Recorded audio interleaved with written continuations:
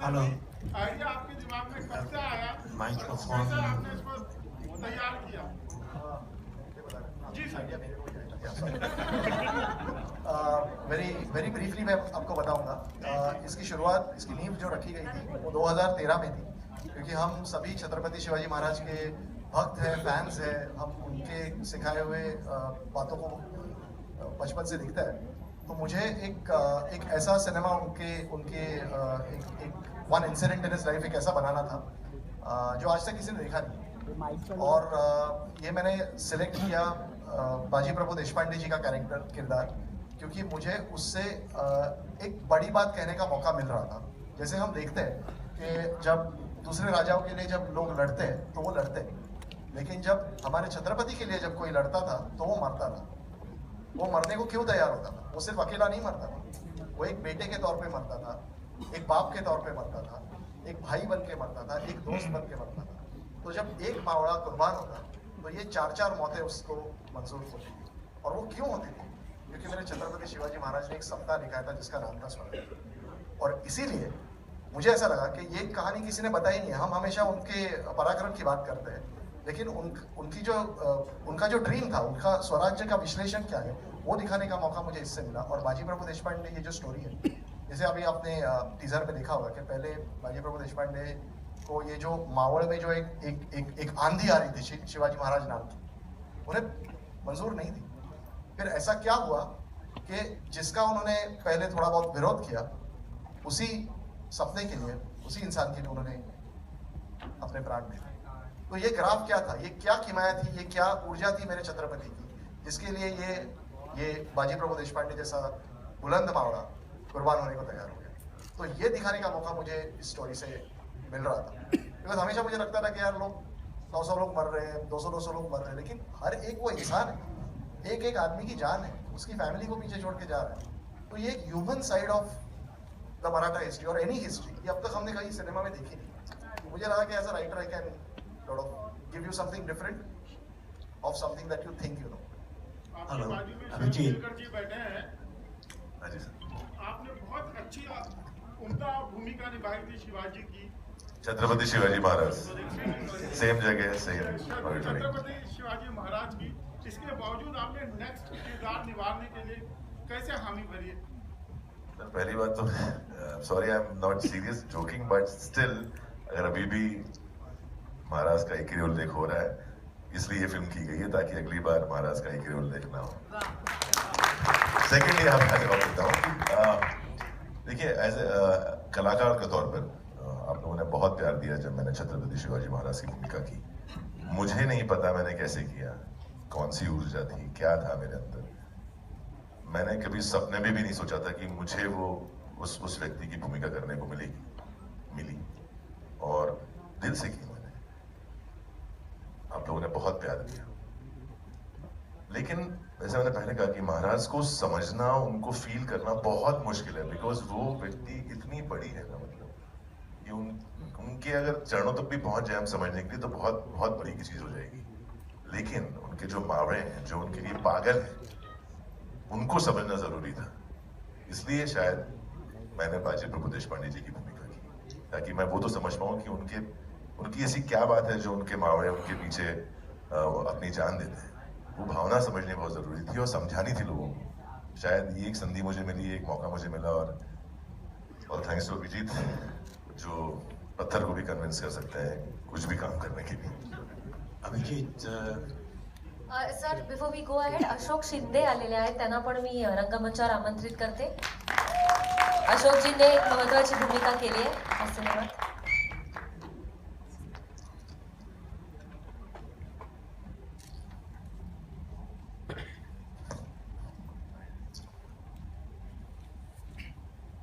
Abhijit, Siraj Syed, if the name rings a bell. ABCD. Yes, sir. Xavier. आप मेरे student रहे हैं किसी जमाने में. Sir, you're not audible. आप जोर से बोलूँगा तो ऑडिबल हो जाऊँगा, ठीक है? From filmfestivals.com. आपसे सवाल ये है कि आप राइटर के तौर पे शुरू हुए थे अपने करियर में, आप स्क्रीन प्ले लिखने में बहुत ज़्यादा दिलचस्पी लेते थे और आपने उस पर बहुत अध्ययन भी किया।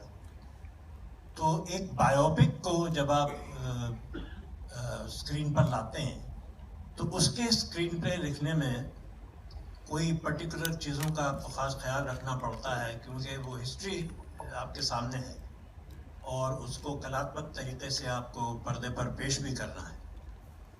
तो वो आपका सफ़र हर हर महादेव में कैसा रहा, थोड़ा सा उसके बारे वेरी क्विकली बिकॉज थोड़ा टेक्निकल है, so I will keep it very brief.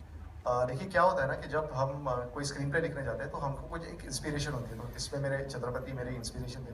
और अभी जैसे मैंने आपको बोला कि कैसे एक different side of my Chhatrapati, my history I wanted to show, इस तरह से शुरुआत हुई।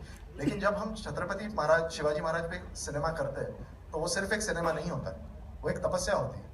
और मैंने 2013 में ये फिल्म लिखी, फिर चेंजेस करता है और आज 2022 में हम 9 साल से ये फिल्म पे लगा हूँ। Fantastic. Because it is not just a craft, या ये सिर्फ एक जॉब नहीं है, बट ये एक रिस्पॉन्सिबिलिटी है, क्योंकि हमने फिल्म बनाई है आगे वाली जनरेशन के लिए, younger generation and the Marathi and the non Marathi people. तो ये हम पे एक रिस्पॉन्सिबिलिटी के उन तक सच्चा इतिहास पहुंचे।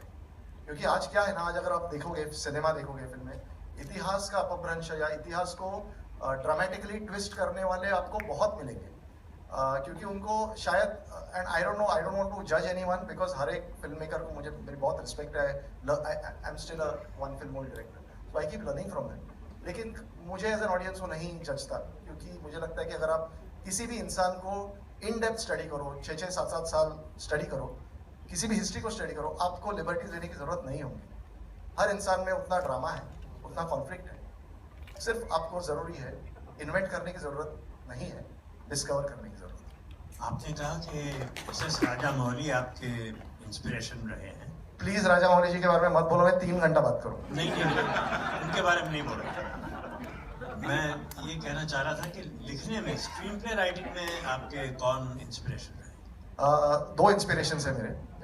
राजा मौली सर खुद, because the way he crafts his sequences, so उनसे मैं क्या सीखता हूँ, सीक्वेंस डिजाइन, सीक्वेंसेस किस तरह से डिजाइन किए जाते हैं and how do you scale up things. So वो मैं उनसे सीख रहा हूँ, कभी कॉपी तो करूंगा नहीं, बट उनसे ही मैं सीख रहा हूँ। बिकॉज जब थोड़ा बहुत कभी लगने लगता है ना कि यार डायरेक्शन आ रही है, तो वो RRR देखता है, बाहुबली देखता है, that man is mad, that man is leaps ahead of us. तो अच्छा है, क्योंकि यंगर फिल्म मेकर्स को हमको उनसे ऊर्जा मिलती है, और जब भी थोड़ी बहुत चर्बी चढ़ने लगे ना हमको, या फिर गुरूर आने लगे ना कि यार साल तेरे को आ रहा है कुछ, तो वो देख लेते हैं और फिर लगता है कि नहीं, आपको और बहुत सी ये आगे जाना है। तो उनसे मैं सीक्वेंस डिजाइन सीखता हूँ। और प्रकाश कपाड़िया जी हैं, उनसे मैं स्क्रीन प्ले राइटिंग से काफ़ी इंस्पिरेशन लेता हूँ। कटियार कालसा दूसरी स्क्रिप्ट उन्होंने लिखी थी, तानाजी द अनसंग वॉरियर की स्क्रिप्ट उन्होंने लिखी, Ramlila and so many great films. So I learn from them. Of course मेरे गुरु जो है, जिनसे मैंने स्क्रिप्ट राइटिंग सीखी, अंजुम राजाबली सर। जी, बहुत बहुत शुक्रिया। नमस्कार, कल्पेश राज कुबल, महाराष्ट्र टाइम्स। अभिजित हाय कल्पेश। सर्वप्रथम सर्व टीमचं अभिनंदन आणि थँक्यू. ही मराठी सिनेमा मल्टी लँग्वेज बहुभाषिक होतोय, पॅन इंडिया तो रिलीज होणार आहे. जसं अभिजित मगाशी तू उल्लेख केलास की टीजर जेव्हा रिलीज झाला तेव्हा तमिळ आणि तेलुगू भाषेतला ट्रेलर अधिक ट्रेंडिंग राहिला ट्विटरवर. या उपरोक्त मराठी प्रेक्षक कुठे कमी पडतोय का?